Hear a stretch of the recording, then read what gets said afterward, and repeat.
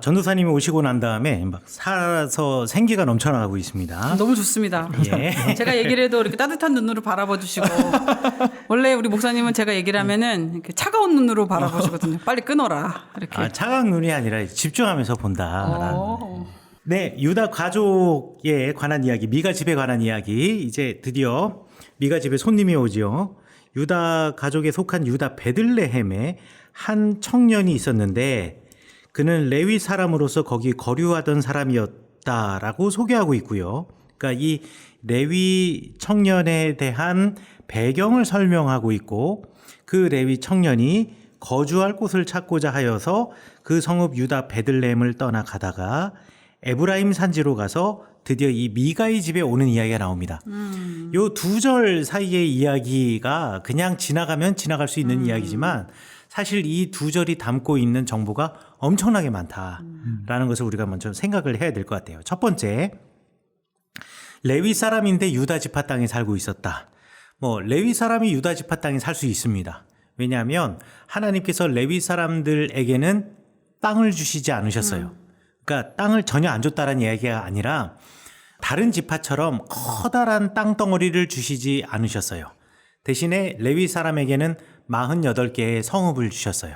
48개의 성읍을 주셨고 그리고 그 성읍 주변에 있는 밭들을 주셨다라고 이야기를 하고 있습니다. 그러니 유다 지파 땅에도 레위인들의 몫으로 받은 성과 그 성 주변에 밭이 있었던 것이 분명합니다. 그런데 문제는 그게 베들레헴이 아니었다라는 거죠. 유다 땅에 레위인들이 살 수 있는 도시는 한정되어 있습니다. 그러니까 유다 땅이라 해서 다 살 수 있는 게 아니라 유다 땅에 레위인들이 받은 도시가 따로 있어요. 예를 들자면 성경에 벳쉐메시라고 하는 도시가 있고요. 이 성경에 나와 있는 겁니다. 벳쉐메시라고 하는 도시가 있고 림나라고 하는 도시가 있고 홀론이라고 하는 도시가 있고 또 기럇 아르바 또는 헤브론이라 불려지는 도시가 있고 그 다음에 드빌리라고 하는 도시도 있고요. 이런 식으로 해가지고 유다 땅 안에의 레위인이 상속받은 살 수 있는 거주할 수 있는 그렇죠. 이게 한국말이 좀 딸리네. 죄송해요. 이 레위 사람들의 몫으로 유산으로 받은 도시와 그 주변에 밭들이 있어요. 그런데 이 도시와 그 밭들의 명단에 베들레헴이 없다라는 거예요. 근데 왜 그 청년은 베들레헴에 있었을까요? 그렇죠. 문제는 그 청년이 그런데 베들레헴에 있었다라는 것이 문제라는 거예요. 그러니까 성경을 연구하는 성경의 해석자들은 그럼 도대체 이 청년의 정체가 무엇이냐? 그러네. 레위 사람이라고 했는데 왜 이 레위 사람이 유다 땅 베들레헴에 살고 있었는가라는 거에 대해서 궁금해하기 시작한 거예요. 고대에서 사람이 한 장소에서 자기가 유산으로 받은 한 땅, 한 도시에서 다른 곳으로 옮겨가는 데 있어서 크게 몇 가지 이유들이 있어요. 첫 번째는 죄를 져서 더 이상 그곳에서 살 수 없게 되어서 도망 나온 경우. 그런 경우 자기가 유산으로 받은 땅 내지는 도시를 버리고 다른 곳에 도망가서 살 수밖에 없는 거죠. 또 다른 경우는 뭐냐면 그 땅에서 내가 경제적인 약자가 되어서 땅을 잃어버리는 경우가 생겨요. 원래 이런 경우는 생기면 안 되는 거예요. 이스라엘 땅에서. 희년이라는 제도가 있기 때문에. 그런데 어찌되었든 사람의 욕심이라는 것이 꼭 성경에 나와 있는 법에 따라서 희년의 제도와 고엘의 제도가 전부 다 잘 지켜지는 것은 아니거든요. 그러다 보니 자기 땅을 빼앗기거나 자기 땅을 잃어버리는 경우가 생겨요. 그렇게 된다면 내가 먹고 살기 위해서 살만한 곳으로 이동을 하는 경우들이 생긴다라는 거예요. 그래서 성경을 연구하는 해석자들 가운데 이 레위인이 왜 유다 땅 베들레헴에서 살게 되었느냐 이렇게 상상해 볼 수 있다는 거예요. 레위인들도 사람들이 시간이 지남에 따라서 계속 자녀들이 출생을 합니다. 계속 출생을 하게 되면 인구가 기하급수적으로 늘어나겠죠. 알다시피 이스라엘 사람들은 한 자녀를 한둘만 낳는 게 아니잖아요. 레위인들도 힘 닿는 데까지 낳는단 말이에요. 한 가문이, 한 가정이 엄마 아빠가 아이를 대략 한 12명 낳다 쳐요. 그렇다고 치고 그 가운데서 아들이 한 6, 7명 됐다고 쳐요. 그러면 레위인의 수, 그리고 레위인 제사장들의 수가 마구마구 늘어나는 거예요. 이 세대에서는 한 명이었는데 그 다음 세대에서 6명이 되어버리는 거죠. 그러니까 막 엄청난 그래프로 막 올라가요. 일반 이스라엘 백성들도 그 수가 늘어나지만 사실 재물의 수는 인구의 비례에 맞추어서 재물의 수가 늘지 않아요. 양을 드릴 때 내가 아버지고 우리 아들이 출가하지 않은 아들이 6이 있다고 치면 내가 양으로 제사를 드릴 때 남자가 7이니까 7마리를 드려야지 라고 드리지 않잖아요. 한 가정이 한 마리를 드리잖아요. 12명의 아들이 있거나 뭐 2명의 아들이 있거나 그냥 한 마리. 그렇죠. 한 마리죠. 하지만 이제 이 아들이 결혼해서 또 단독 가정을 이루게 될 경우에 또 그 아들은 자기 가정 나름대로의 단위네요, 그러니까. 그렇죠. 가정 가정 단위. 단위로 이제 양과 염소나 소를 드리게 돼 있으니 레위인이 늘어나는 수에 따라서 그 레위인들을 먹여 살릴 수 있는 재물의 수는 아주 턱없이 줄어들게 된다라는 거죠. 그리고 이것조차도 모든 이스라엘 백성들이 제사를 잘 드린다라는 조건 아래에서 벌어지는 일이에요. 이스라엘 사람들도 제물을 드릴 때에 주님 앞에 나와서, 그러니까 제사장 앞에 나와서 양을 잡지 않고 거기 잡으러 거기 그 도시까지 그 마을까지 몇 시간씩 내가 걸어가서 이거 양 잡고 그 가운데서 가슴살 제사장 떼주고 뒷다리 허벅지살 떼어주고 이런 거 귀찮아서 자기들끼리 암암리에 잡아먹는 사람들도 얼마나 많을 거예요. 귀찮아서 내지는 아까워서. 그러니 제사장들이나 레위인들의 삶이 팍팍해졌을 거라는 것은 우리가 충분히 상상할 수 있다라는 거죠.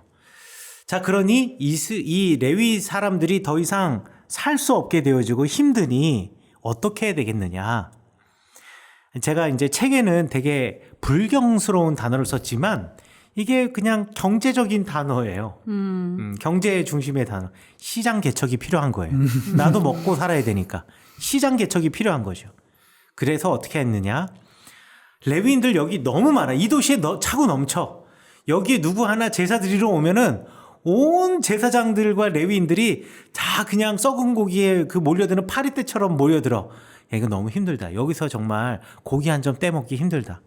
이 주변의 밭에서 우리가 농사 짓고 살 수 있지만 이 밭의 그 크기도 이제 포화 상태예요. 그래서 새로운 시장을 개척하자. 새로운 땅을 얻으러 가자. 라고 해서 자기가 살던 도시를 떠나 다른 곳으로 가는데 다른 곳에 레위인들이 이미 받은 도시는 우리 도시와 별 차이가 없거든요. 그러니 우리 도시와 너무 멀어가지고 여기 와가지고 제사 드리는 것이 귀찮아서 자기네들끼리 암암리에 뭔가를 잡아먹는 요런 도시들 가면 내가 먹고 살 수 있지 않겠는가라고 해서 찾아간 도시가 바로 베들레헴이라는 거예요. 그래서 여러분들 그 비블리아 홈페이지 가시면 거기 가서 검색어로 도피성이라고 한번 쳐보십시오. 도피성이라고 치면 제가 그 레위인들의 성읍과 도피성에서 도피성 도시들을 또 레위인들의 도시들을 갖다가 제가 이렇게 찍어놨어요. 근데 레위인들의 성읍을 보면 베들레헴 사람들의 입장에서 제일 가까운 레위인들의 성읍이 홀론 또는 아나돗이라는 곳인데요. 이 베들레헴에서 아나돗까지 걸어가는데 대략 한 3시간에서 4시간 걸립니다. 그리고 요 베들레헴에서 홀론이라는 곳까지 가는데 대략 3시간에서 4시간 걸려요. 그러니까 직선 거리로 따지게 된다면 이 베들레헴에서 아나돗까지 가는데 대략 한 13km를 가야 돼요. 그리고 베들레헴에서 홀론까지 가는데도 한 13km를 걸어가야 됩니다. 그러니 이 베들레헴 사람들 같은 경우에는 아마 어디를 가든 가깝지 않기 때문에 자기네들끼리 알아서 해결한 율법을 어기고 알아서 해결한 사람들이 많을 거예요. 그래서 베들레헴으로 가지 않았겠던가. 베들레헴에 가가지고 그곳에 정착하여 살면서 내가 거기서 제사장 일을 하지 않았던가. 이러면 베들레헴 사람들의 입장에서는 야, 우리가 이제 더 이상 레위인들의 성읍까지 찾아갈 필요 없어. 왜? 우리 도시에 새로 레위인이 왔는데 이 사람 레위인이고 제사장 역할을 할 수 있으니 이 사람한테 찾아가가지고 그 사람 몫을 주고 우리가 이제 합법적으로 우리가 고기를 먹을 수 있어라고 해서 위안을 받는 거죠. 그래서 이 사람은 베들레헴으로, 레위인은 베들레헴으로 갔고 베들레헴 한 청년은, 사람들은 그렇죠. 레위인 청년은 베들레헴으로 갔고 베들레헴 사람들은 웰컴을 한 거죠. 그렇지. 근데 이 소문이 그 주변의 레위인들에게 왜 안 들렸겠어요? 왜냐? 베들레헴에 있는 모든 재물이 지금 다 이 레위인 청년에게, 레위인 제사장에게 몰려들었을 테니 이 레위인 제사장은 돈을 벌었을 것이고 넉넉하게 살았을 것이고 이 소식은 야, 또 이런 거는 또 소식이 빨라요. 주변의 그렇죠. 레위 사람한테 가면 야, 우리가 왜 그런 생각을 못했지? 이 창의적인, 이게 창조 경제잖아요. 그래서 이 기발한 아이디어를 가진 이 제사장 청년차 따라서 이 베들레헴으로 몰려드는 사람들이 생길 거라는 거죠. 그래서 떠났구나. 그러면 이제 또 수입이 줄어들 거 아니에요.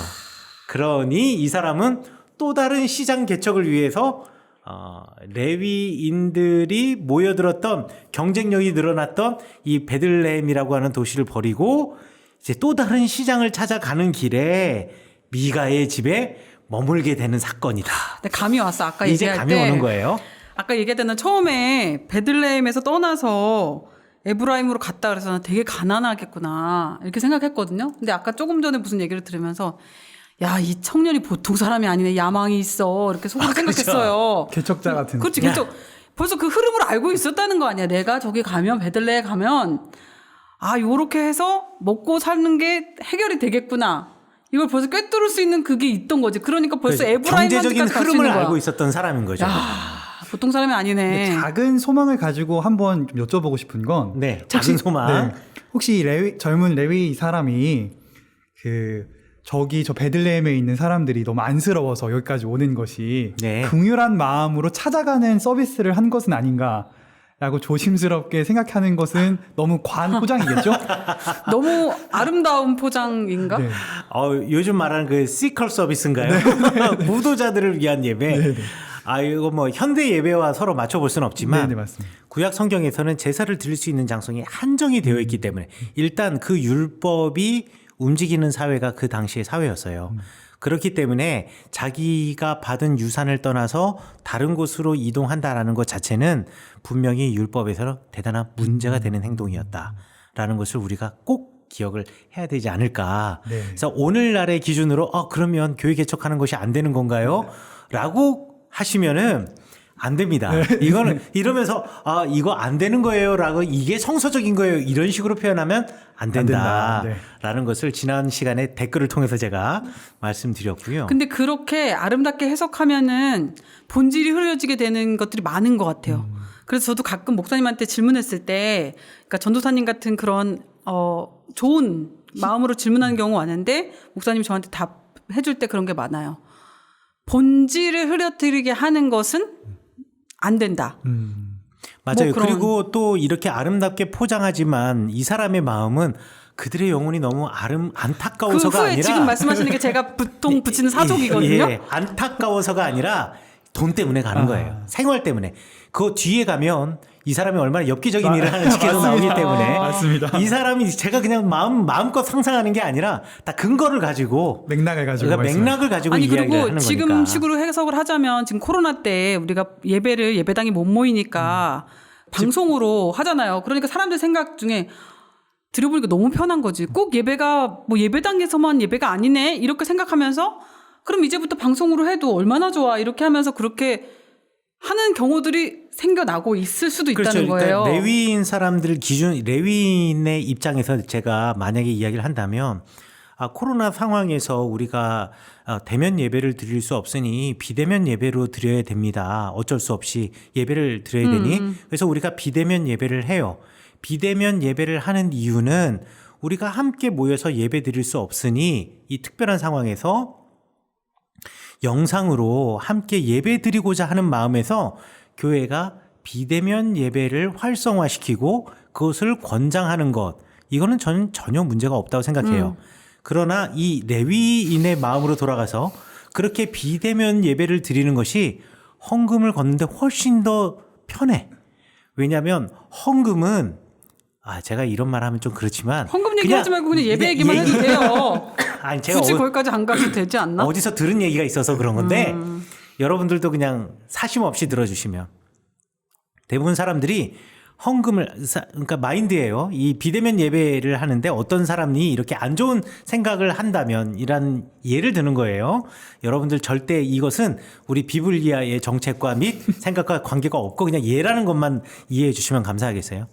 대부분의 사람들 헌금을 할 때 헌금 바구니에 헌금을 넣거나 아니면 교회 들어갈 때 헌금을 해야 되는데 요즘 사람들 헌금을 준비해서 오는 사람도 있지만 헌금 준비를 까먹고 오는 사람들도 많아요. 근데 지갑을 열어봤는데 요즘은 현금 크레딧 카드 시대이다 보니 지폐를 갖고 다니는 사람들이 많지 않아요. 그쵸. 그러다 보니 지갑을 열었는데 지폐가 없거든요. 그래서 헌금을 이번 주에는 못 해요. 그런 사람들 많아요. 그런데 비대면 예배를 드리면서 그 밑에 계좌번호가 흘러가니 이제는 앉아서 계좌번호로 헌금을 할 수가 있는 시대가 되었거든요. 그리고 비대면 예배를 통해서 헌금을 할 수 있는 이런 기회들이 생겼거든요.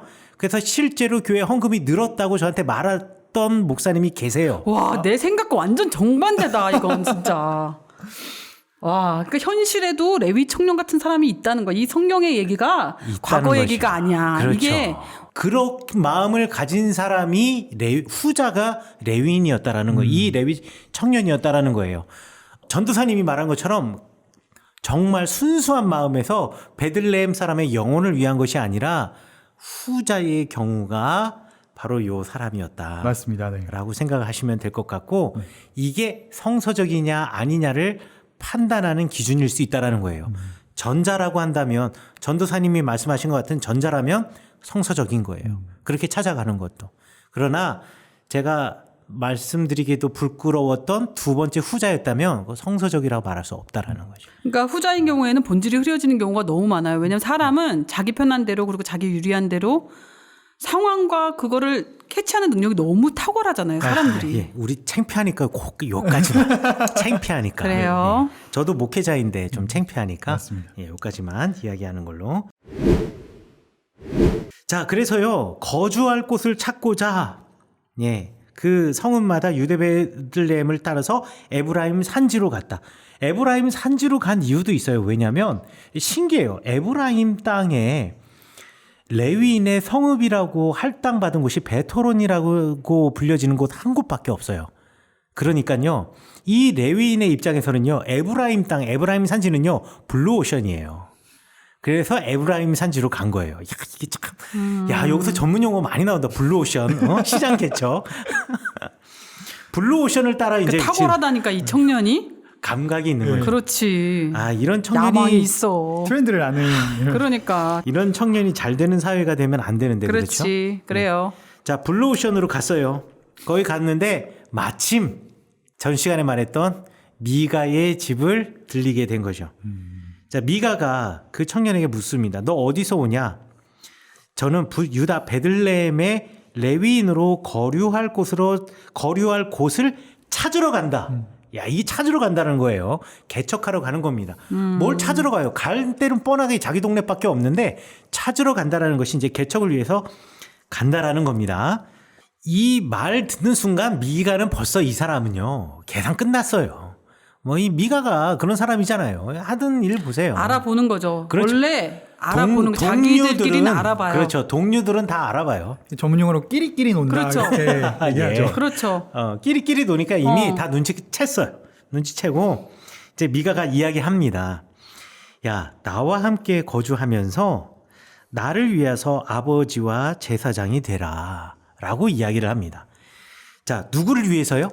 나를 위해서 제사장이 되라. 이게 정말 뼈 때리는 말입니다. 하나님의 제사장은 하나님을 위해서 존재하는 사람이에요.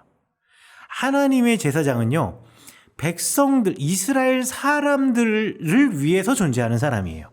그런데 미가는 대놓고 이야기해요. 나를 위해서 제사장이 되라. 그러면서 당근을 주는 것이 나의 아버지와 제사장이 되라. 우리 집의 아버지 같은 존재가 되라. 라고 이야기를 해요. 그 이야기는 지금 계약 전이에요. 계약 전에 내가 너를 아버지처럼 섬길게. 근데 이게 진짜 진심이었을까요? 아니죠. 그렇죠. 이거 아닐 거라고 무슨 말인지 저는 못하겠어 이 사람이. 아들한테 뭐 해준 걸 보면 그렇죠. 이 자기의 사람은 목적을 달성하기 위해서 뭐 그냥 그렇죠. 목적 달성을 위해서 뭔 이야기를 못 하겠어요. 제가 나중에 얘기해 드릴게요. 자, 그리고 이제 월급을 제시합니다. 야, 너 먹고 살기 힘들어서 가는 거 알아. 그러니까 내가 해마다 은열하고 의복 1벌 그리고 먹을 거 계속 대줄게. 이것처럼 좋은 게 어디 있어요. 지금 비정규직이 정규직이 되는 겁니다. 지금. 아주 좋은 조건으로. 그것도 아주 좋은 조건으로. 야, 먹을 거를 다 대줘요. 살 집도 줘요. 그런데 플러스 은도 줘요. 돈도 준대요. 그러니까 미가는 그걸 파악했던 거야. 이미 이 사람한테는 이걸 던져줘야 물겠구나. 그렇죠. 이걸 알았던 거죠. 그렇죠. 그걸 아는 거예요. 이게 정말 그러니까 초록은 동색이고 끼리끼리고 이 사람 보면 저 사람 옆에 있는 친구 다 보이고 이런 거 다. 이게 한 명의 목회자로서 정말 자존심 상하는 일이고 이게 정말 불쾌한 일이어야 하는데 이런 것에 사실 혹하는 것이 사람의 마음이라는 거예요. 왜냐면 필요한 거니까 자기. 그렇죠. 이 돈이라는 것이 이게 필요 없는 건 아니에요. 돈은 정말 필요한 거예요. 돈은 먹고 사는데 필요한 거거든요. 그런데 돈이 전부가 되고 돈이 목적이 되는 순간 사람들이 바뀌어지는 거예요. 그런데 이 레위인은 하나님보다는 돈이 아니었던가 라고 우리가 아니 근데 그게 너무 다른 사람 얘기같이 그렇게 말씀하지 마세요. 우리가 사실 하나님을 이야기하기 전에 우리는 항상 먹고 사는 문제에 매여 살다가 그때 어려움에 부딪혔을 경우에 하나님을 찾고 그렇게 되지 않나요? 그러니까 하나님이 먼저 그의 나라와 의를 구하라 이렇게 말씀하시지. 무엇을 먹을까 무엇을 마실까 염려하지 마라 이렇게 말씀하시잖아요. 왜냐면 만약에 우리가 무엇을 먹을까 무엇을 마실까 염려하는 것보다 다른 것들을 더 염려했으면 성경에 다른 게 쓰였을 것 같아. 어떻게 무엇을 뭐 자식을 어떻게 키울까 뭐 부모님을 어떻게 공경할까 염려하지 말고 너희는 그의 나라와 의를 구하라 이렇게 하셨겠지. 근데 우리는 너무 무엇을 먹을까 무엇을 마실까에 대한 것이 욕구가 가장 크다는 거를 하나님 아셨으니까 그렇게 말씀하시지 않았을까. 저는 성경을 보면서 야 하나님이 정말 사람을 정말 정확하게 파악하시는구나. 우리는 무엇보다도 우리가 먹고 사는 문제에 매이는 거 먹고 사는 게 당장 입으로 들어가는 것뿐만 아니라 내가 어떤 삶의 질을 누리는가 내가 어떤 집에 사는가 어떤 옷을 입고 어떤 브랜드 어떤 사람들 눈에 보기에 어떤 차를 타는가. 사실 현재는 그게 너무 중요한 사회잖아요. 그러니까 이게 먹고 사는 문제가 그렇게 남의 얘기처럼 이 청년이나 미가의 문제만은 아니라는 거죠. 저는. 예. 여태까지 우리 이지은 자매님이 말이 대단히 느리고 천천히 가는 스타일인데 이렇게 말을 빨리 한 적이 처음이에요. 처음인데 이게 드디어 이제 네. 흥분했다. 열받았다. 전 사모님 말씀하신 거 보면서 그래서 방금 말씀한 성경 구절처럼 근데 거기서 포인트는 먼저인 것 같아요. 믿음이라는 것은 먼저 그의 나라 의를 구하면이라는 맞아, 것이 먼저 맞아요. 포인트가 아닌가라는 그래서 저도 생각이 항상 생각하는 거는 먹고 사는 문제를 다 뿌리치고 마치 수도사들이 수도원에 들어가는 것처럼 다 집어치고 나 하나님만 바라봐 이게 아니라 먼저라는 단어가 되게 중요하겠구나라는 생각을 했어요. 그러니까 먹고 사는 문제들을 평생 죽는 그 순간까지 떨쳐버릴 수 없다는 걸 하나님이 너무 잘 아셨던 것 같아. 그러니까 그거 아니야라고 말씀하신 게 아니라 먼저 의를 구하면서 그것은 부수적으로 그러니까 먼저 하나님의 의를 구하면 먹고 사는 문제에 대한 우선순위에서도 좀 달라지자 삶의 방식 자체가 달라지지 않았을까라고 이제 이야기하시는 게 아니지 않을까. 맞습니다. 그래서 네. 뒤에서 말씀하시잖아요. 이 모든 것을 너에게 더하시리라라고 그럼 말씀하시는 풀어지는 것이 거죠. 이것이 그러니까. 아닌가. 우리가 경제적인 게 말한 것처럼 대단히 중요하고 그거와 떨어져 살 수 없다라는 것. 그래서 사람들이 본능적으로 그것에 대해서 중요한 가치를 두고 그것을 추구하며 살아간다라는 것에 대해서 일단 동의를 하는데 그들과 그러면 레위인, 제사장, 그러니까 하나님의 사람과 그렇지 않은 사람들의 그러면 과연 차이는 무엇인가? 우리 이것도 한번 생각을 해 보아야 하지 않을까? 사람들은 다 그것을 향해 달려가는데 우리는 그렇게 살면 되지 않습니다라고 말해야 하는 사람이 레위인이고 제사장이었는데 지금 문제는 그 사람조차도 그들과 똑같이 살았다라는 것? 아니 그들 세계에서도 대단히 창조적인 경제 활동을 하는 너무 사람으로 아름답게 포장하면 무슨 말인지 못 알아들어요. 그렇게 창조적인 경제를 하는 사람으로 그러면 좋은 얘기인가 이렇게 들은다니까요. 더 대놓고 돈을 따라 살았다라는 거를 지금 사사기를 기록한 역사가가 말하고 있다라는 것을 우리가 좀 기억을 해봐야 되지 않을까. 그것을 갖다가 우리가 포커스를 둬야 되지 않을까라고 생각해 보았으면 좋겠다라는 거죠. 그래서 그 레위인이 그 사람과 함께, 그러니까 미가와 그 가족과 함께 거주하기를 만족하게 생각했다. 그래서 만족하게, 충분히 그 다음이 중요합니다. 그 청년이, 그 레위 청년이 미가의 아들 중에 하나같이 되었다. 자, 조금 전에 계약 전에 뭐라고 얘기했냐면요. 미가가 아버지같이 너 대접해준다면서요. 아버지같이 대접해 줄게 라고 이야기를 했는데요. 자, 드디어 계약 성공하고 그 안에서 만족하며 살아가기 시작하면서 이 레위인은 그 집안의 영적인 리더십을 가진 아버지가 아니라 그 집안의 아버지의 말을 듣는 아들처럼 되었다라는 게 사사기를 기록한 역사가가 아버지라는 단어와 아들이라는 단어를 굳이 대꾸로 놓고 사용한 이유라는 거예요. 그래, 사람이 화장실 들어갈 때 마음이랑 나올 때 마음이 다르다는 게 바로 이런 거죠. 그렇죠. 돈의 노예가 되고 그리고 생활의 조건의 노예가 되면 내가 그것까지 얻게 되면 나는 종교적인 어떤 그 뭐라 그러지? 영적인 어떤 파워도 있고 능력도 있고 사람들이 인정해 주는 사람이야.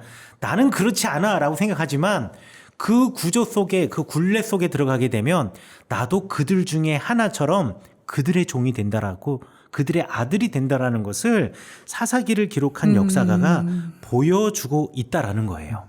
그러니까 나는 다를 거야라고 생각하는 사람들 있잖아요. 어디 가도 뭐 그러니까 그런 생각을 하면 안 될 것 같아. 그렇죠. 나는 다를 거야. 글쎄 다른 사람도 사실 있을 수 있어요. 있죠. 물론 있을 수 있지만 예. 그렇게 하기 쉽지 않을 것 같아. 네, 맞아요. 그리고 이 사람의 제사장으로서의 활동이 그리고 그곳에 했던 일이 하나님이 전혀 기뻐하지 않은 일이었다라는 것을 다시 한번 또 사사기를 기록한 역사가가 도장을 찍어주는데요. 이게 뭐냐면 미가가 그 레위인을 거룩하게 구별했다. 미가가 그 레위인을 거룩하게 자기가 구별할 뭔데요? 권리가 없잖아요. 대단하신 분이네. 그래서 거룩하게 구별했고 미가가 이르되 레위인이 내 제사장이 되었다. 그러니까 내 제사장이 되었다라는 말. 그러니까 이 청년이 하나님을 의지하지 않고 자기 먹고 살 것을 찾아서 일단 떠난 것 자체가 이 사람은 자기의 먹고 사는 문제가 하나님에게 달린 게 아니라 사람에게 달려 있다고 이미 결정난 사람이었어. 그러니까 이렇게 표현해도 너무 자연스러운 거죠. 그렇죠. 그래서 내 제사장이 되었다라는 것은 이 경제적인 능력이 있고 권력을 가지고 있는 미가가 또 하나님이 되었다라는 말이 되는 것이고요. 그 하나님을 섬기는 제사장이 이 레위인 청년이었다라는 거예요. 그러니까 필요 충분 조건이 딱 떨어진 거야. 그렇죠. 미가는 필요했고 이 청년은 그 사람이 준 게 충분하니까 그 왜 어디야 그 수학에서 나오는 그 필요 충분 조건 있잖아요. 네. 그게 딱 들어맞은 사건이지 이게. 네. 어떻게 보면 이제 맨 마지막으로 우리에게 마지막 엄청난 임팩트를 주는 단어가 이제 말이 구절이 이겁니다. 이 미가가 이제 이렇게 이야기해요. 이제 여호와께서 내게 복 주실 줄을 아노라. 여태까지 여호와 하나님은 하나도 없었어요. 지들이 필요에 의해서 제사장을 고용했고 제사장은 자기의 필요에 의해서 거기에 고용된 제사장으로 들어가서 하나님을 위해서 일하는 사람이 아니라 봉사하고 섬기는 사람이 아니라 나를 고용해 주는 사람을 위한 제사장이 되었어요. 그렇게 해서 이 미가의 입장에서는 나름대로 세팅이 다 끝난 거야. 우리 집에 신당도 있어. 하나님의 집도 있어. 우리 집에 하나님을 상징하는 지금 신상도 만들어놨어. 게다가 우리 집에 격에 맞게 레위 출신의 제사장까지 갖추어 놓고 이 사람이 나를 위해서 그리고 우리 집안을 위해서 제사를 드려. 모든 그 외적인 세팅이 다 끝나니까 이 사람이 착각하는 거예요. 완전한 거지. 하나님이 이제 나에게 복을 주시겠구나. 여태까지 하나님 없이 살아왔던 사람이 드디어 이 외적 조건을 갖추고 나서 그제서야 하나님이 나에게 복을 주시겠구나라고 생각하는 거. 이게 아주 기복적인 신앙이 아주 그냥 뭐라 그러죠?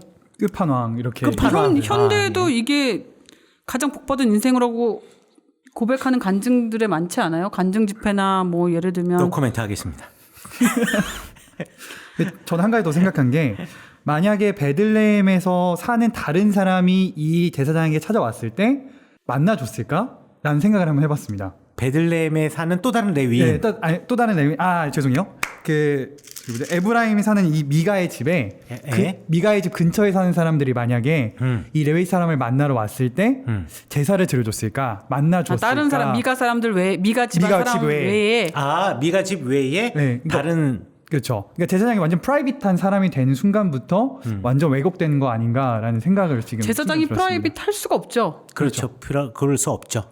근데 그렇게 했을까 진짜? 다른 사람들을 위해서도 제사를 지내고 이 사람 근데 그래도 문제야. 일단 이 사람은 하나님이 세운 제사장이 아니라 사람이 세운 제사장인데 의도가 그렇게 이미 처음부터 어긋나 있는 사람이 누구를 위해서 제사를 드려주더라도 그게 정말 순수한 의도로 하나님께 드리는 그런 도구로 사용될 수 있었을까? 그런 생각도 하게 됐는데. 두 가지로 대답해 볼게요. 첫 번째, 안 드려줬을 수도 있다.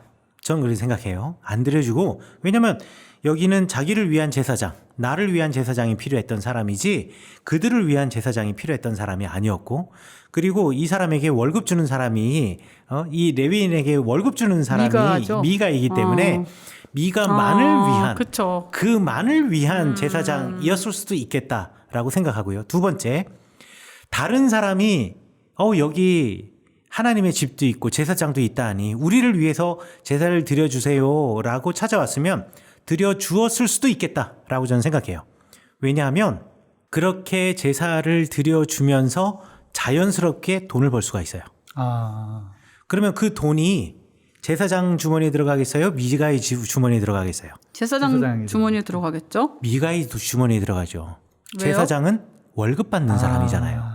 미가가 주는 월급을 받는 사람이고 제사장이 나쁜 마음만 먹으면 뭐 자기 주머니로 넣을 수도 있는 거죠. 그럴 수는 있겠죠. 하지만 포멀하게는 아주 형식적으로는 이 미가의 주머니에 들어가요. 그리고 고대 사회에서 성전은요 은행의 역할을 했어요. 그래서 옛날 사람들이 돈을 마음껏 소유하기가 쉽지 않잖아요. 그래서 누군가 훔쳐갈 수도 있고 그래서 고대 사람들이 가장 돈을 보관하기 쉬웠던 장소가 어디였냐면 땅을 파놓고 파묻어 놓는 거예요. 그래서 신약 성경에도 왜냐면 땅 파서 보물을 묻는 이야기 나오잖아요. 네. 그게 실제로 저축하는 이야기예요. 그건 고대 사회에서 너무나 일반적인 거예요. 그런데 자기의 재물이 땅 파놓고 이렇게 묻어 놓기에는 이 뭐라 그러죠? 불안한 경우들이 있어요. 예를 들어서 전쟁이 닥쳐와가지고 내가 땅을 빼앗긴다거나 이런 경우가 생기면은 야, 내 땅 저기에 내가 묻어놓은 저기 있는 이런 거 있을 수 있잖아요. 그래서 아주 값비싸고 귀한 것들을 가장 안전한 곳에 보관해놨는데 거기가 어디냐면 신전이었어요. 왜냐하면 사람들이 자기의 신전을 지키기 위해서는 모든 사람들이 와서 싸워주거든요. 그리고 또 고대 사람들은 우리의 신전이 신은 근데 공동의 장소잖아요. 공동의 장소의 창고에 공동의 장소에 프라이빗한 창고가 있는 거예요. 사물함처럼 방이 있는 거죠. 그리고 레위인들이 이제 우리 창고에 누가 얼마를 보관해놨음 이런 것도 있고요. 정말 미안하고 정말 죄송한 이야기인데 그래서 그 창고에 있는 것을 갖다 빌려주고 이자를 받고 이런 일도 있었어요. 예루살렘 성전이 가장 부요한 성전이 됐던 이유가 그거예요. 그래서 예수님이 다 뒤집으셨나? 그렇죠. 내 얘기하면 안 되는데. 여기 들으시는 평신도들도 계시는데 너무 죄송하지만 성전이 그렇게 썩어 문드러진 곳이었어요. 과거에. 그러니까 이 미가의 집의 입장에서는요. 다른 사람이 와가지고 우리 집에서 제사를 드려줄래요? 우리를 위해서도 우리 재물도 받아줄래요? 하면은 노할 이유는 없었다라고 저는 추측해봐요. 베네핏이 훨씬 많았던 거네요. 그러니까 이렇게 그렇죠. 만들어 놓으면. 중요한 건 성전이 우리 집에 있느냐. 그러니까 우리 집에 하나님의 집이 있느냐. 그리고 우리 집에 제사장이 있느냐. 제사를 드릴 수 있느냐. 만약에 이 사람이 가지고 있으면 오히려 다른 사람에게 오픈하면 내가 더 많은 돈을 벌 수가 있어요. 어차피 이 사람은 나에게 고용된 사람이기 때문에 모든 것이 나에게로 집중되니까. 그러니까 돈이 일만 악의 근원이야. 왜냐면 또 사모님의 표정을 딱 보는데 와 이거 너무 공감된다. 약간 이거 헛속 빨더들. 만약에 돈이 없었으면 미가처럼 돈이 없었으면 뭐 제사장을 고용해가지고 신당을 짓고 이런 생각을 감히 어떻게 했겠어요. 네. 근데 있으니까 신당도 짓고 싶고 에봇도 갖추고 싶고 드라빔도 만들어서 내가 개인의 제사장까지 고용해서 그렇게 다 갖추고 싶은 거지. 아니 일반적인 사람들이 이런 생각을 어떻게 할 수 있겠어. 이거는 뭐 내가 지금 당장 먹고 살 것도 없어 죽겠는데. 그러니까 이 돈이라는 게 많이 있으면 있을수록 모든 사람에게 좋게 풀어지면 정말 좋은 도구가 될 수 있지만 인간은 그런 존재는 아닌가 봐요. 예, 그런데 그러고 나서는 여호와 하나님께서 나에게 복을 주신다라고 생각을 하는 게 전 사실 더 마음이 아파요. 그러니까 아니 너무 자연스러울 것 같은데 사람들이 대부분 내가 하는 행위가 잘못됐다고 생각을 못 하니까 이것도 하나님이 나에게 복을 주셔서 돈을 많이 주셨으니까 내가 이렇게 할 수 있다고 생각하는 인과관계를 만들어냈겠죠. 그러니까 이런 말도 서슴없이 할 수 있는 거지. 여호와께서 내게 복을 주실 줄을 아노라 뭐 이렇게 하면서. 이 복이라는 히브리어 단어가 네. 그 창세기에서 아브라함에게 하나님이 축복하셨던 그 복과 똑같은 단어인가요? 네네네. 그러니까 똑같은 단어를 쓰는데도 어떤 사람은 하나님의 입장에서 어떤 사람은 사람의 입장에서 이렇게 한다는 것 자체가 네. 우리가 어떠한 것을 바라봤을 때 하나님의 마음을 알고 하나님의 관점으로 바라봐야겠다라는 생각을 좀 더 하게 되는 것 네, 같습니다. 맞습니다. 들리는 말씀 울리는 마음 Welcome to the 비블리아 열리는 성서 알리는 방송 Radio 비블리아 Radio 비블리아. 자, 이제 미가와 단지파가 만나는 이야기인데요. 이제 단지파는 바로 지난번 16장에서 삼손이 죽었죠. 우리가 사사기를 끝나지 않은 정복전쟁의 이야기라고 이야기를 했잖아요. 그리고 지지난번이 되겠죠. 이지은 자매님께서 물어보기를 아니 이게 삼손을 죽일 만큼 그렇게 큰 값을 치르고 죽일 만큼 가치가 있었던가 삼손의 죽음이 라고 물어봤을 때 제가 뭐라고 이야기했냐면 단지 삼손 개인의 문제가 아니라 이것이 끝나지 않은 정복 전쟁이기 때문에 이 싸움은 삼손 개인과 블레셋과의 전쟁이 아니라 단지파와 이스라엘과의 전쟁이고 이 전쟁에서 블레셋이 반드시 이기고 삼손을 죽이고 그리고 단지파를 몰아내고 싶은 것은 너무나 간절했을 것이다 라고 제가 설명을 했는데 기억하시는가 모르겠어요. 제가 그런 질문을 했었나요? 아, 그렇죠. 네. 좋은 질문이었었네요. 예, 결국 그런데 말씀드린 것처럼 사사 중에 유일하게 전쟁에서 죽은 사사. 삼손인가요? 네. 전쟁에서 죽지는 않았잖아요. 결국 싸우다가 죽지 않았나요? 그렇죠. 이게 싸움에 관한 이야기죠. 잡혔고 눈이 뽑혔고 신전으로 끌려가서 거기서 조롱당하다가 그치, 어찌되었든 적군에게서 죽었으니까 그렇죠. 그러네요. 네.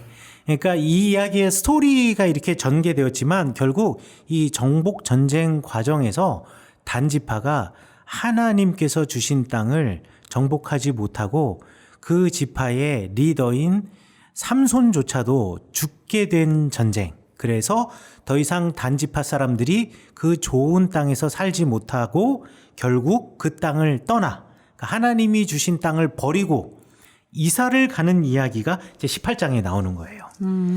그러니까 이 18장은 그 내용 자체가 암울한 이야기입니다. 왜냐하면 패잔병들 하나님의 땅을 버리고 떠나갈 수밖에 없었던 사람들의 이야기가 되니까요. 이 단 자손이 소라와 에스다올로부터 그들의 가족 가운데 용맹스러운 5사람을 보내 땅을 정탐하게 하였다. 그러니까 이제 이사 가야 되는데 어디가 좋을까? 땅을 정탐하는 이야기가 나오고요. 이 정탐하는 사람이 땅을 정탐하기 위해서 에브라임 산지를 지나갑니다. 에브라임 산지를 지나가다가 미가의 집에 들려서 거기서 유숙하게 돼요. 거기서 잠시 머물게 됩니다. 그런데 그들이 미가의 집에 있을 때 그 레위 청년의 음성을 알아들었다라고 이야기를 해요. 야, 요게 중요합니다. 아는 사람이었던 거지. 그렇지. 목소리만 들어도 이 사람이구나. 얘 이 사람 아니야? 왜냐면 제가 요즘에 재밌게 보는 드라마 중에 하나가 그 제목이 뭐냐.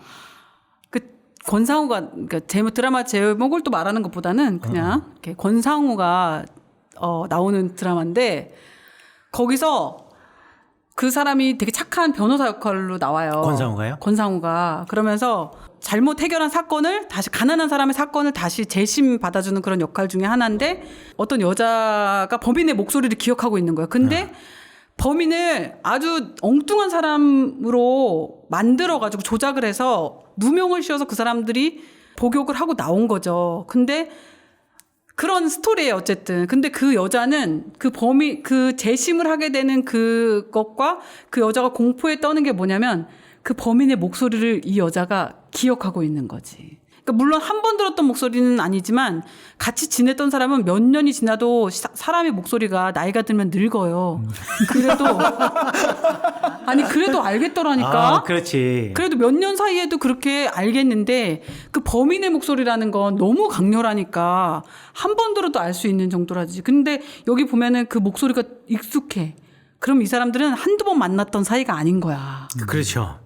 근데 제가 궁금했던 게, 그러니까 저도 텍스트를 읽으면서, 목사님 그 주신 텍스트 읽으면서 확인했을 때 아는 사람이었다라고 말씀해 주셔서 네네. 세 번역을 봤더니 아는 사람이었을 것이다. 네, 아는 사람이었을 것이다라고 말씀해 주셔서 텍스트를 봤더니 세 번역에서는 억양과 말씨를 알아듣고라고 이렇게 써져 있거든요. 그래요? 네, 근데 제가 뭘 상상했었냐면 몬트리올은 불어하고 영어가 같이 써요. 둘 다 오피셜 랭귀지인데 불어가 퀘베커 발음이라 그래서 퀘벡 쪽 프랑스 불어 발음이 있대요. 그리고 그 프랑스 사람들이 쓰는 또 억양이 또 따로 있대요. 그러니까 혹시 이 맥락에서는 그 사람이었을 것이다라고 보다 혹시 그쪽 지방 사람인가?라고 생각할 수도 있는 걸까요? 그럴 수도 있겠다. 그럴 수도 있겠다. 왜 그 시골에서 상경한 사람이 이거 얼마예요? 이렇게 물어봐도 그렇죠. 저도 가끔씩 뭐 얘기하다가 고향이 어디세요? 액센트가 강릉 액센트가 나오면 금방 아시더라고요. 고향이 어디세요? 이렇게 물어보는데 그럴 수도 있을 그럼 것 서로 같아요. 어떻게 아시냐고. 나 사람들이 다 모르는데 나 서울 사람인 줄 아는데 어떻게 아시냐고 막 그러는데 강릉에 사시던 분들끼리는 그 미세한 그 억양이 있나 봐요. 그런 것처럼 알아봤을 수도 있겠네, 진짜. 뭐 그렇게 상상할 수도 있을 것 같아요. 그러니까 아예 틀린 말은 아닐 수 있겠다는 그럴 수도 거죠. 있겠네요. 뭐 상상의 영역이니까. 근데 중요한 거는 그 레위 청년의 음성을 알아보고 단번에 누군지를 알았다라는 게 놀라운 사실이고, 맞습니다. 두 번째는 그럼 둘이 만나봤다라는 얘기일 그치, 것이고, 아는 사람이었던 거지. 아는 사람이었을 것이고, 그럼 만약에 아까 억양이라고 쳐요. 베들레헴에 살면 베들레헴 사람의 억양을 써야 되잖아요. 근데 이 사람들은 단에서 온 사람이잖아요. 그러네. 에스다올에서 올라온 사람이잖아요. 그런데 그걸 알아들은 거 아니에요. 그러면 이 에스다올 사람들이 베들레헴 억양을 알았다라는 걸까요? 아니면 레위인이 단 지역의 억양을 썼다라는 얘기일까요? 단 지역의 억양을 썼다는 얘기 아니에요? 그럴 수도 있지 않을까요? 그런데다가 그 3절에 보면 야 누가 너를 이리로 인도했고 네가 여기서 뭐하고 여기 자세하게 이 사람의 지금 그간의 일을 물어보는 거 봐서는 아는 사람이야. 친분이 있는 것 같아. 아는 사람이야. 그러면 이 베들레헴에서 여기 오기 전에 베들레헴의 유다 땅 베들레헴에 살았던 이 레위 청년은 상상해 보건대 그 전에는 딴 데서 단에서 살았다는 얘기가 엄마야. 되겠죠. 소름 끼치는 거지. 그럼 이 사람은 보통 사람이 아닌가 봐. 진짜 탁월하시네. 이분이 보통 분은 아니셔. 단을 떠나서 베들레헴으로 갔다가 베들레헴에서 지금 에브라임으로 온 사람이었을 것이다라고 우리가 충분히 상상할 수. 그땐 평균 수명도 짧았을 텐데 이렇게 짧은 순간에 많이 옮겨 다니셨네. 그러니까요. 야, 정말 대단하다고 말해야 될지 잘 대단하다고 말해야 말할 수밖에 없네요. 정말 감탄이 나오네요. 그래서 4절에 보니까 이 레위 청년이 제사장이죠. 이제 미가의 집의 제사장인 그들에게 이 미가가 이러이러하게 나를 대접하고 나를 고용해서 나를 자기의 제사장으로 삼았습니다. 그러니까 이 정탐꾼들이 스파이들이 그에게 이르는데 그에게 청하건대 우리를 위하여 하나님께 물어봐 달라. 왜냐하면 자기네들이 어디로 가고 어떻게 해야 될지를. 그래가지고 이 사람들이 이제 라이스 땅으로 가는 이야기가 요 배경 설명을 굳이 하는 이유는 사사기를 기록한 역사가가 이 레위 사람이 이 단지파 사람들과 이미 알고 있었다라는 것. 그리고 이 레위 청년이 그 이야기를 통해서 베들레헴 출신도 아니라 다른 곳에 있었던 사람이었다라는 거. 이제 확정을 해주는 거죠. 그리고 뒷 이야기와 또 연결시켜주고 싶은 거예요. 나중에 이 사람들이 다시 돌아오거든요. 한번 보도록 할까요? 아 근데 네. 이거는 목사님이 저 말 많다 그래갖고 말 안 하려고 그랬는데 이렇게 저는 말 많다는 얘기를 한 번도 한 적이 없어요. 저는 말을 많이 하고 싶어서가 아니라 정말 단순한 호기심. 그렇죠. 호기심과 질문. 저 이 17장을 읽으면서 네. 한 번도 18장인데 지금? 18장인데 네. 17장을 읽으면서도 한 번도 오늘과 같은 식으로 성경을 읽어본 적이 없어요. 근데 18장도 마찬가지인 거예요. 이거를 읽으면서 누가 단 사람과 만났던 적이 있고 베들레헴 사람도 아니고 이미 그 전에 다른 지역에서 옮겨왔다고 생각할 수 있겠어요. 이거를 하나하나 짚어가면서 지리와 역사를 아는 사람이 옆에서 이제 코멘트를 해주니까 알 수 있는 내용들이라는 거죠. 맞습니다. 왜냐면 저는 17장에 사실 미가를 얘기를 들으면서 저는 미가를 어떤 그 예전에 요셉의 이야기를 비블리아에서 듣기 전에 요셉처럼 저는 미가를 그렇게 읽었었거든요. 성경에서 읽을 때.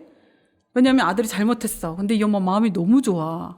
아들에게 알부스를 잘못을 했지만 복을 빌어주는 거야. 그러더니 하나님이 그리고 또 돈도 넉넉했네. 이 사람이 가진 것이 많았어. 그러니까 신당도 짓고 뭐 제사장들만 입을 수 있는 에봇도 왜냐면 우리는 제사장들이 생각하면 귀한 거라고 생각했는데 에봇도 집에 드릴 수 있고 그리고 뭐 드라빔이라는 단어는 고유명사니까 잘 모르지만 드라빔도 들여놨어. 게다가 지나가는 청년을 긍휼히 여겨서 우리가 지금 이 청년에 대한 대단한 것을 발견하게 됐지만 이걸 모르면 이 지나가는 도시를 이동할 일이 없는 이 시대에 이 도시를 이동하는 이 청년을 들여서 레위 청년이니까 제사장으로 살게 해서 아주 아버지처럼 대접한다 그랬다가 뭐 아들처럼 대접하고 이런 얘기는 모르고 어쨌든 아버지처럼 대접하겠다 그래서 제사장으로 세워서 이 가정이 맨 마지막 절에서 여호와께서 내게 복 주실 줄을 아노라 이렇게 하면 어머나 이 미가라는 사람의 인생이 참 복되네 이렇게 읽을 수 있는 거예요. 저는 여태까지 그렇게 읽었어요. 성경을. 그러니까 그게 저는 잘못됐다고 잘못이라는 걸 몰랐어요. 대부분의 성경은 전 다 그렇게 읽고 있는 거예요. 저 같은 사람은. 근데 지금 이렇게 목사님이 옆에서 하나하나 짚어주지 않았다면 아마 저는 계속 이렇게 성경을 읽고 있지 않을까요?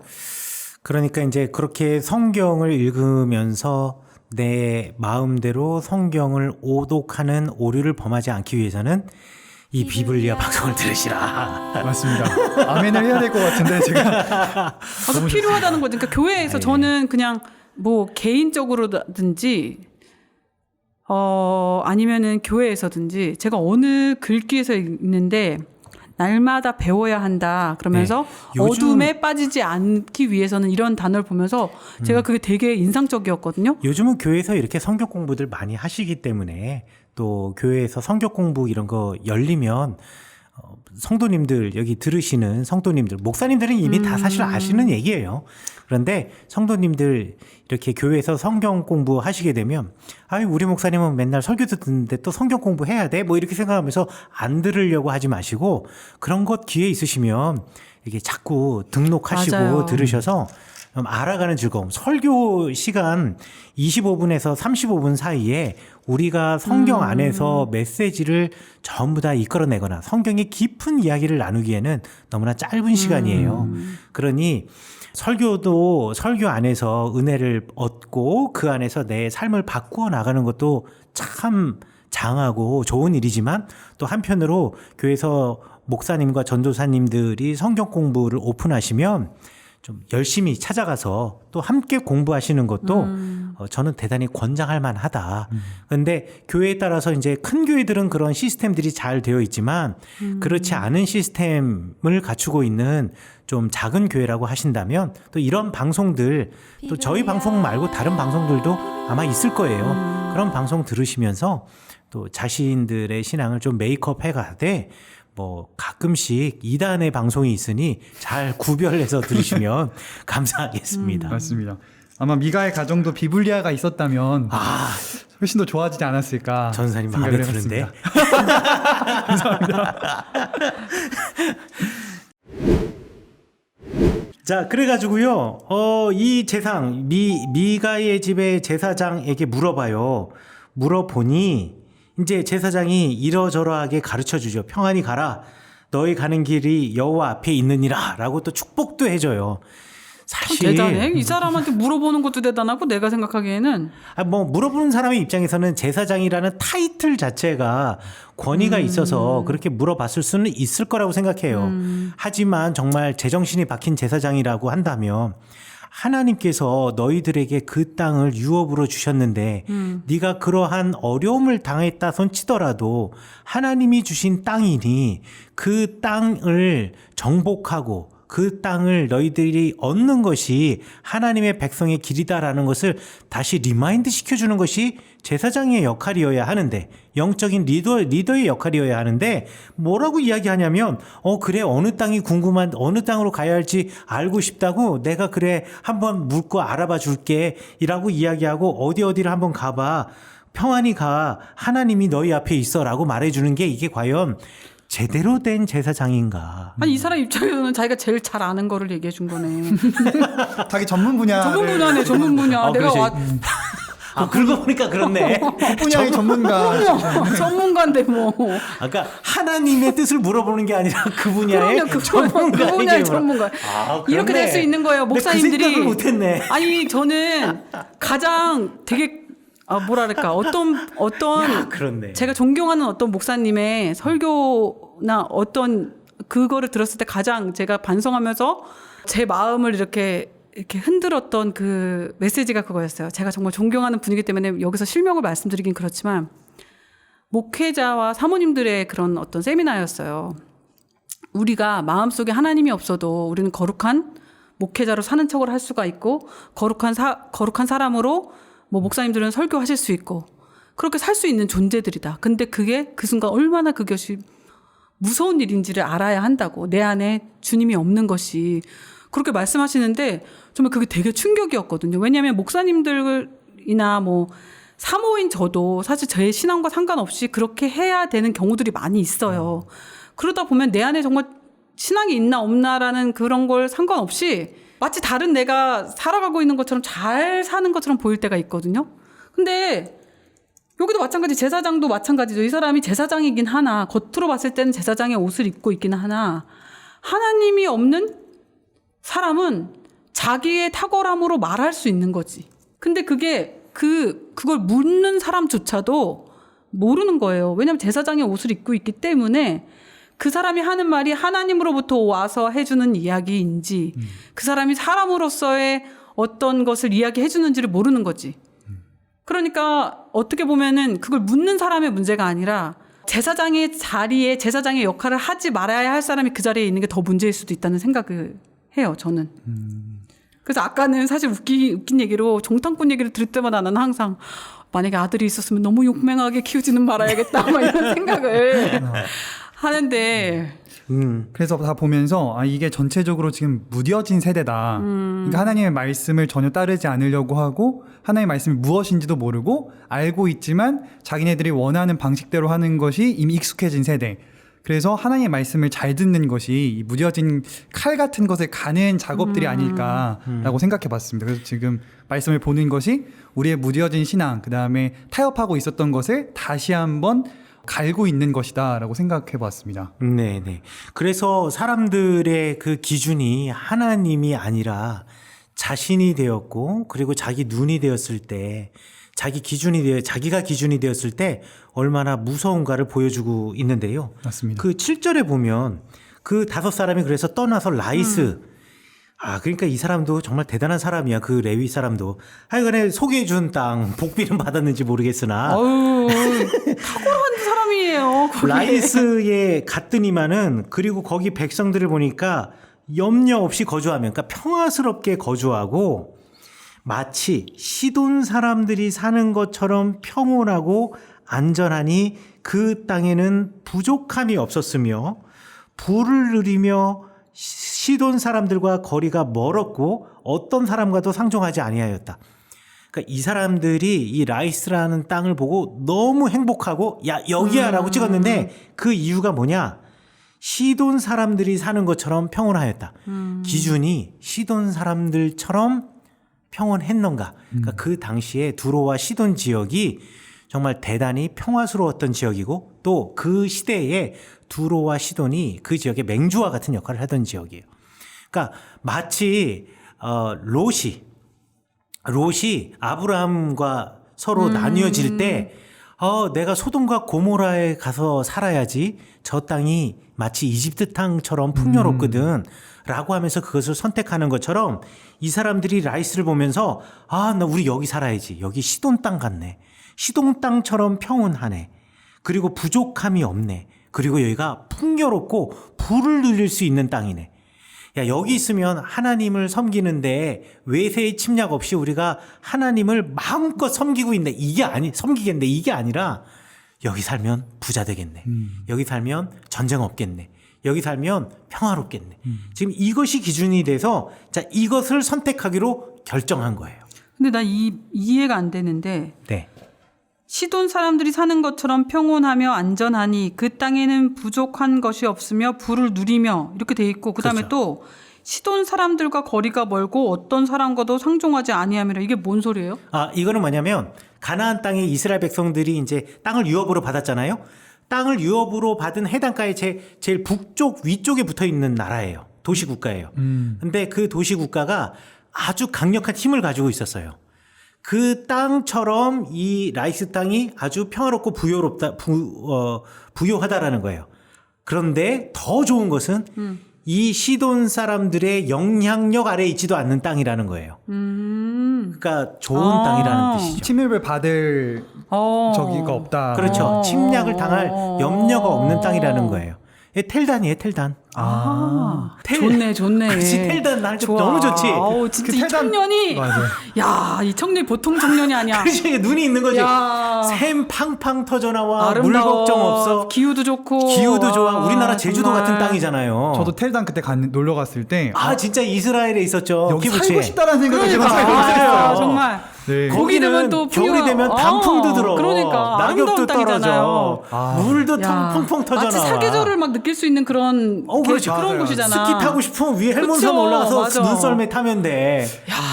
저희의 모습이 지금 이 당시 모습이 아니었을까 라이스를 보는. 그러니까. 그렇죠. 그렇지. 생각해봤습니다. 이스라엘에 있는 모든 유학생 가족들의 정신적인 삶의 그쵸. 어떤 휴양지 정성을 같은. 같은 폐하를 풀어주는 곳. 평화로운 그렇네요. 땅. 라이스 하니까 모르겠지만 텔단 하니까 확 네, 들어오죠. 네, 네. 텔단 살잖아. 여기다 띄워줘야 되고. 그래 해줘야겠다. 예.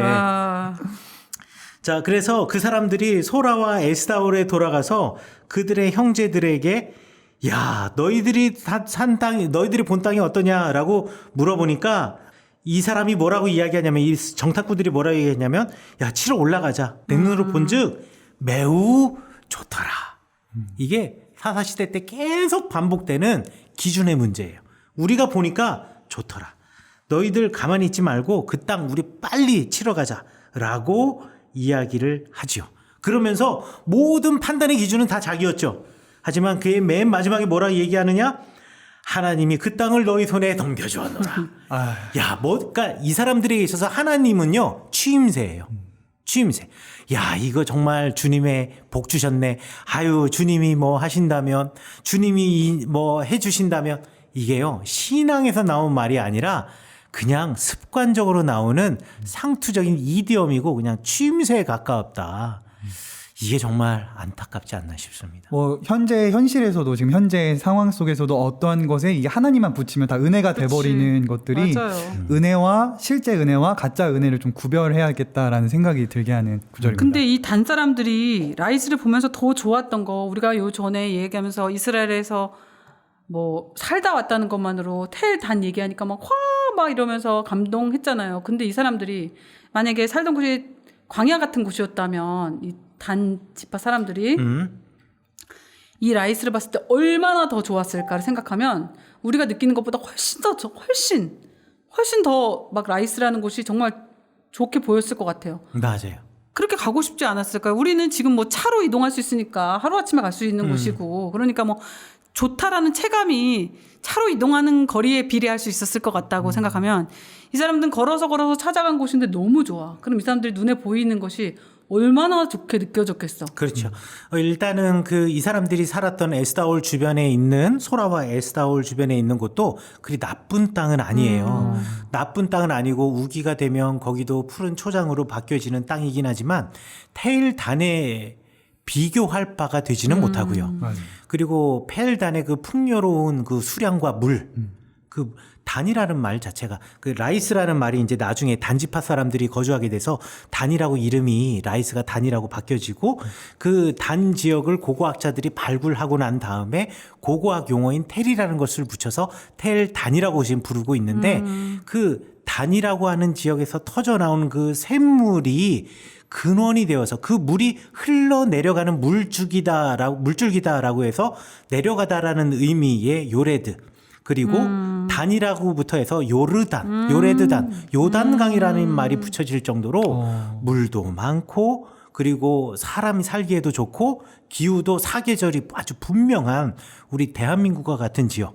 그중에서도 우리나라의 여러분들 제주도를 상상하시면 바로 제주도와 같은 지역, 그 텔단이라고 하는 지역과 라이스라는 땅과 현재 이 단위 사람들이 살고 있었던 에스다올은 참 비교할 바는 못된 곳이다.